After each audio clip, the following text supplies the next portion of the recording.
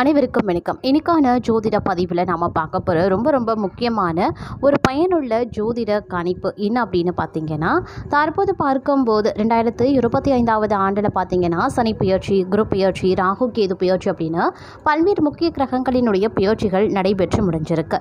இந்த 3 முக்கிய கிரகங்களினுடைய பெயர்ச்சியால் ஆங்கில மாதத்தினுடைய 6வது மாதமாக திகழக்கூடிய ஜூன் மாதத்தில் ரிஷபராசிக்காரர்களுக்கு கிடைக்கக்கூடிய பலன்கள் என்ன, மற்ற மாத கோள்களினுடைய பார்வை, சஞ்சாரம் இவற்றின் அடிப்படையாக கொண்டு பார்க்கும்போது ரிஷபராசிக்காரர்கள் என்ன மாதிரியான விஷயங்களில் கவனமாக இருக்கணும், அது மட்டும் இல்லாமல் அவங்களுக்கு இந்த காலம் எப்படிப்பட்ட பலன்களை கொடுக்கக்கூடிய வகையில் இருக்கப்பெற போகிறது அப்படிங்கிறத பற்றின முழு தகவலை தெரிஞ்சுக்க போகிறோம்.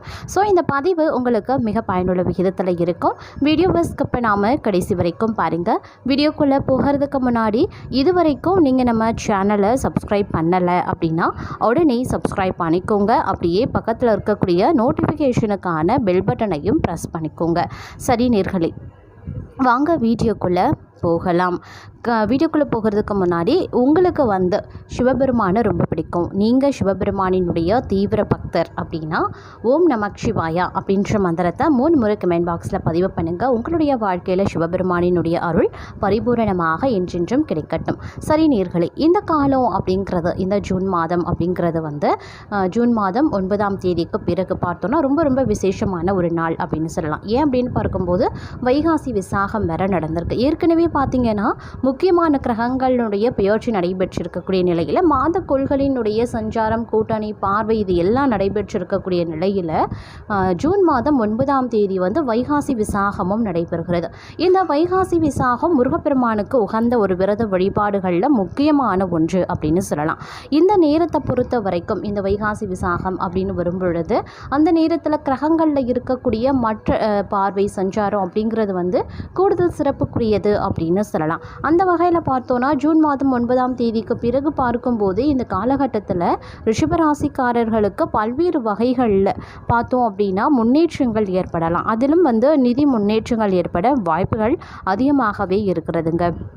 உங்களுடைய வாழ்க்கையில் தன்னம்பிக்கையும் தைரியமும் அதிகரித்து காணப்படக்கூடிய வாய்ப்பும் இருக்கிறது.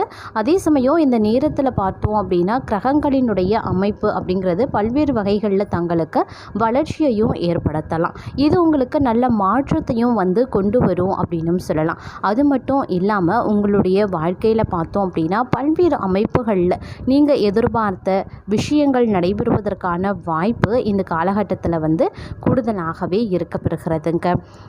உங்களுடைய உத்தியோகம் அப்படின்னு வரும்போது பார்த்தோன்னா உத்தியோகத்தில் கூடுதலான பணிச்சுமை இருக்க பெற்றாலும் உங்களுக்கு இந்த காலம் சாதகமாக இருக்க பெற வாய்ப்புகளும் அதிகபட்சமாகவே இருக்கிறது அப்படின்னு சொல்லலாம். நீங்கள் எதிர்பார்த்த பணியிட மாற்றம், இல்லாட்டினா நீங்கள் ப்ரமோஷன் எதிர்பார்த்துருக்கலாம், இல்லாட்டினா சலுகைகள் ஏதாவது எதிர்பார்த்துருக்கலாம், இல்லை வேறு ஏதேனும் ஒரு விஷயங்களை நோக்கி இருக்கீங்க அப்படின்னா அதெல்லாம் உங்களுக்கு சாதகமாக இருக்கும். இருந்தாலும் வேலை சுமையும் உங்களுக்கு மற்றொரு புறம் அதிகரித்து காணப்படவும் வாய்ப்புகள் இருக்குது. அதே மாதிரி ஆரோக்கிய விஷயத்துலையுமே கூடுதல் கவனத்தோடு இருக்க வேண்டியது முக்கியமான ஒன்று அப்படின்னு நான் சொல்லணும். ஆரோக்கியத்தில் ரொம்ப கவனமாக இருப்பது அவசியங்க. அலட்சியம் மட்டும் ஆரோக்கியத்தில் இருக்கவே கூடாதுங்க. அதே மாதிரி வெளியூர் வெளிநாட்டு பயணங்கள் தங்களுக்கு சாத்தியமாக முடிந்தாலும் கூட வரக்கூடிய செய்திகள் உங்களுக்கு காலதாமதமாக கிடைக்கப்பெறும் அப்படின்னு சொல்லலாம். சில விஷயங்களில் ஏற்றத்தாழ்வுகளும் இருக்கும். அப்படிங்கிறதுனால கொஞ்சம் நிதானத்தோடு நடந்து கொள்ள வேண்டியது அவசியம். தொலைதூர பயணங்களை மேற்கொள்ள வாய்ப்புகள் இருக்குது. அந்த பயணங்கள் மூலமாக தங்களுக்கு அனுகூலங்கள் கிடைக்கவும் வாய்ப்புகள் இருக்குது. எதிரிகளினுடைய தொல்லைகள் கொஞ்சமாக தாங்க விலகும். அதனால் கொஞ்சம் எதுக்கும் உஷாராக இருக்க பாருங்க. அதே மாதிரி மறைமுகமான எதிர்ப்புகளும் வரத்தான் செய்யும். அப்படிங்கிறதுனாலையும் கொஞ்சம் கூடுதல் கவனத்தோடு இருப்பது அப்படிங்கிறது அவசியமான ஒன்று அப்படின்னு சொல்லலாம். அதே மாதிரி இந்த காலகட்டத்தை பொறுத்த வரைக்கும் பார்த்தோம் அப்படின்னா சின்ன பெட்டி கடை வைத்திருக்கிறவங்க கூட இந்த காலகட்டத்தில் பார்த்திங்க அப்படின்னா சிறு சிரமத்திற்கு ஆளாக வேண்டியதாகவும் இருக்கலாம். அப்படிங்கிறதுனால கொஞ்சம் கவனமாகவும் செயலாற்ற வேண்டியது அவசியமாகிறது. அதே மாதிரி வேலை செய்யக்கூடிய இடத்துல நல்ல பெயர் வாங்கவும் வாய்ப்புகள் இருக்குது. 4 பேர் மத்தியில் தலை நிமிர்ந்து வாழக்கூடிய காலம் வரப்போகிறது அப்படின்னு கூட சொல்லலாம். வியாபாரத்தில் உங்களுடைய உயர்வு அடுத்தவர்களை பொறாமப்படவும் செய்யலாம். அந்தஸ்து கொஞ்சம் கொஞ்சமாக உயர ஆரம்பிச்சிடும். தலை குனிந்த இடத்தில் தலை நிமிர்ந்து நடக்கக்கூடிய வாய்ப்புகள் அமைய பெறப்போகிறது. தோல்வி தோல்வி அப்படின்னு பார்த்தவர்கள் கூட இந்த காலகட்டத்தில் இருந்து வெற்றி காணக்கூடிய வாய்ப்பு அமைய பெறப்போகிறது அப்படின்னு நான் சொல்லணும்.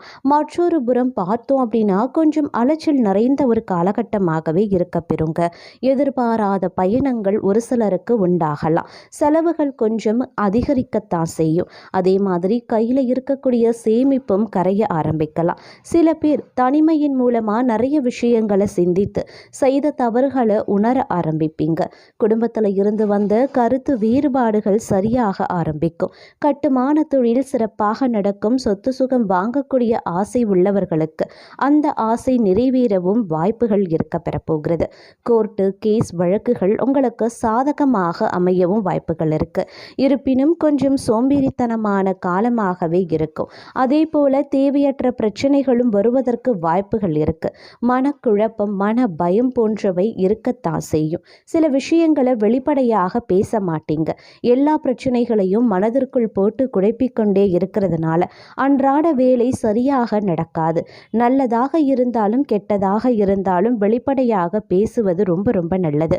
வாயுள்ள பிள்ளை தான் பிழைத்துக் கொள்ளும் அப்படிங்கிறதற்கு ஏற்றவாறு இந்த காலகட்டத்தை நீங்கள் கடக்க வேண்டியதாகவும் இருக்கலாம். இந்த பழமொழி மட்டும்தான் உங்களுடைய வேலை செய்யக்கூடிய ஒரு காலமாகவே இருக்க பெறும் அப்படின்னு சொல்லலாம். அதே மாதிரி ப்ரெஷர் உடல் உபாதைகளை உண்டு பண்ணலாம். அதனால் கொஞ்சம் ஜாக்கிரதையாகவும் இருந்து கொள்ள வேண்டியது அவசியமாகிறது. திறமையோடு செயல்பட ஆரம்பிங்க. வேகத்தை விட விவேகம்தான் உங்களிடம் அதிகமாக இருக்கணும். அதே மாதிரி அடுத்தவர்களை பார்த்து ஒரு துளியும் பயம் இருக்கக்கூடாது. எல்லா விஷயத்தையும் துணிச்சலோடு செய்து முடிச்சிடுவீங்க.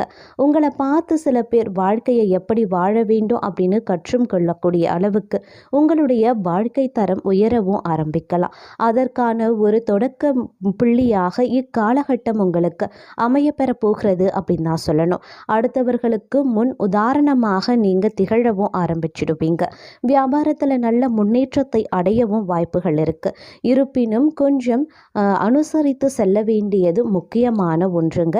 எல்லா விஷயத்திலையுமே கொஞ்சம் ஜாக்கிரதையாகவும் இருப்பது முக்கியமான ஒன்று.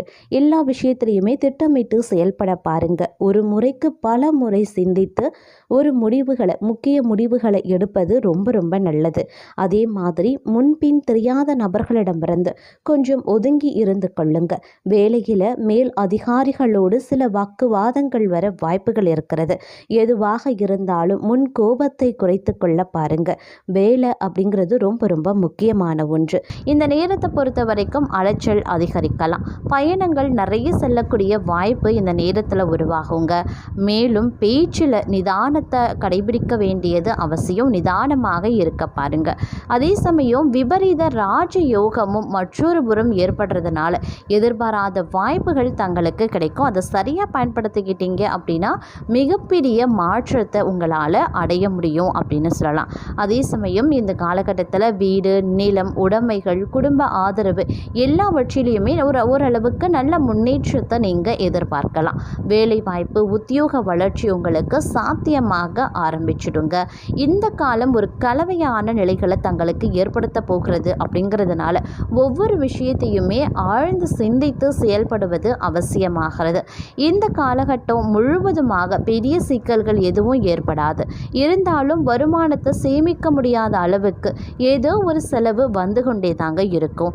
அதுவும் இந்த காலகட்டத்தில் அடிக்கடி தேவையில்லாத செலவுகள் ஏற்படும். அப்படிங்கிறதுனால அது நல்ல காரியங்களுக்காக சுப செலவுகளாக மாற்றினீங்க அப்படின்னா பண விரயத்தை உங்களால் தவிர்க்க முடியும். பணவரவு அப்படி இல்லைன்னா வருமானம் திருப்திகரமாக இருந்தாலும் கூட பெரிய அளவு சேமிப்பு இருக்காது அப்படிங்கிறதும் குறிப்பிட வேண்டிய ஒரு விஷயங்க. அதனால் இதில் கொஞ்சம் சிறப்பு கவனத்தை செலுத்த பாருங்க. அதே சமயம் அஷ்டம சனியால் திருமண தடை இருந்து வந்திருக்கும். அந்த தடை தற்போது நீங்க பெற்று நல்ல காலம் துவங்கிய சில வாரங்கள்லேயே பார்த்தோம் அப்படின்னா திருமண பேச்சுவார்த்தை கைகூட ஆரம்பிச்சிடும். அதே போல் கேது முயற்சியால் பல ஆண்டுகளாக திருமணம் நடக்காமல் இருந்த தங்களுக்கு திருமணம் நடக்க வாய்ப்புகளும் இருக்குங்க. குடும்பத்துடன் குலதெய்வ வழிபாடு, ஆன்மீகம் பயணம் போன்றவற்றை மேற்கொள்வீங்க. இதன் மூலமாக மகிழ்ச்சியும் மன நிம்மதியும் கிடைக்க பெறுவீங்க அப்படிங்கிறதும் சொல்ல வேண்டிய ஒரு விஷயம். அதே மாதிரி கணவன் மனைவி உறவில் நீண்ட நாட்களாக இருந்து வந்த பிரச்சனைகள் நீங்கி இல்லற வாழ்க்கை மகிழ்ச்சியாக அமையவும் வாய்ப்புகள் இருக்குங்க. இடமாற்றம், வேலை மாற்றம், இது குறித்த விஷயங்கள் எல்லாமே நீங்கள் எதிர்பார்த்து காத்திருந்த இந்த காலகட்டத்திற்கு பிறகு இவை அனைத்துமே சாத்தியமாகும்.